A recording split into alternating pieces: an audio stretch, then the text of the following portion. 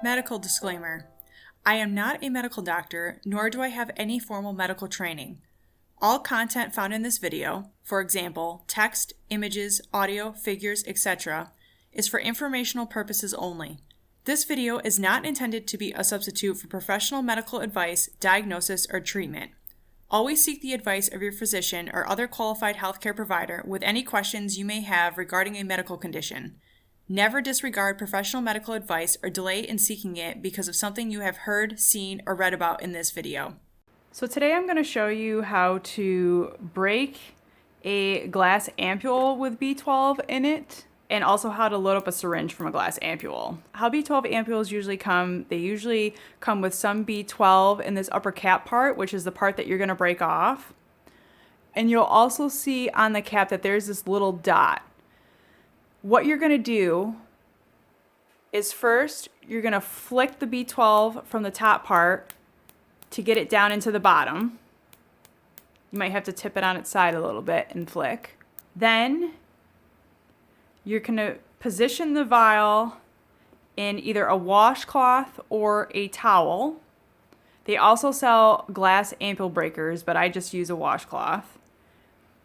You're going to wrap the top part and place your thumb where the dot is, and then you're going to also grasp the bottom part with the washcloth, and then you're going to snap it.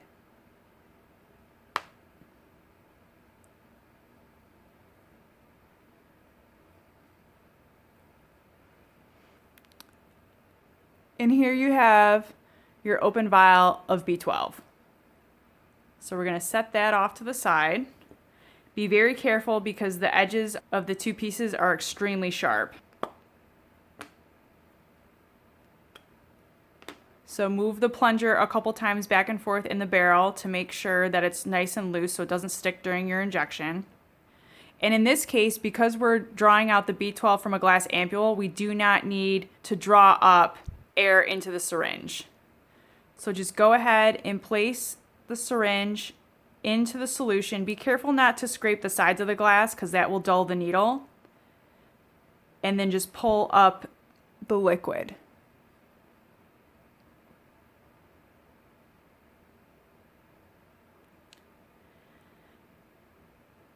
Now, if you're using a bigger syringe, such as a 5/8 or 1-inch needle, this will be a lot easier to do. If you're using an insulin syringe like I am, it's definitely a little bit trickier. So you'll end up having to turn the ampule on its side in order to get all of the B12 out.